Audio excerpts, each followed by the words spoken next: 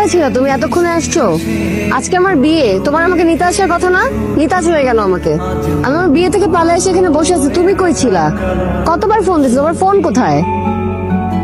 Flight হয়েছে বুঝছি, তুমি বাসা চলো, বাবার সাথে কথা বলবা, চলো। ওয়ালেটটা আমি দিচ্ছিলাম না। সরি, আসলে আমার এক্সাম শুরু হয়ে গেছে তো, তাই তাহলে আপনার সাথে ধাক্কা লেগে গেছে।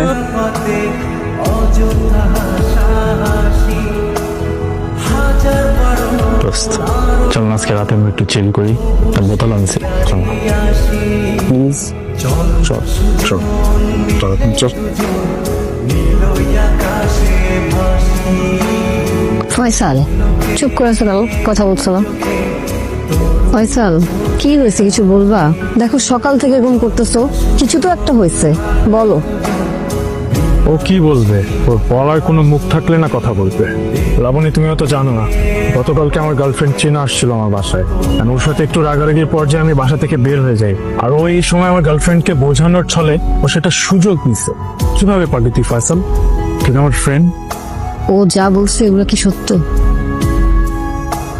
আমি সব জানি, জেনে যাওয়ার পরে তোমার মুখের উপর মিথ্যা বললা। দোস্ত, আমি রিয়েলি সরি দোস্ত। সিয়াম আসলে আমাদের কিছু পার্সোনাল ছবি নিয়ে আমাকে ব্ল্যাকমেল করে ফয়সাল ভাইয়ের রুমে পাঠিয়েছিল। বিশ্বাস কর, ফয়সাল ভাইয়ের সাথে আমার কিচ্ছু হয় নাই। কিন্তু সিয়াম এখন কেন করবে? সিয়াম আসলে তোকে পছন্দ করে, আমাকে অনেকবার বলেছিল এই কথা, কিন্তু তুই তো জানিস আমি ওকে কত ভালোবাসি, এই জন্য কখনো ওকে ছাড়তে পারিনি। কিন্তু ফয়সাল ভাইয়ের ভালোবাসার কাছে আমার ভালোবাসা কিছুই না। তুই কি করে জানিস ফয়সাল এত ভালোবাসে?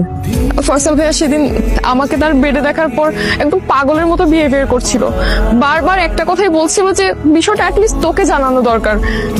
কিন্তু আমি ফয়সাল ভাইকে ভয় দেখাই, আর সেই ভয়ে সে তোকে কিছু জানায়নি।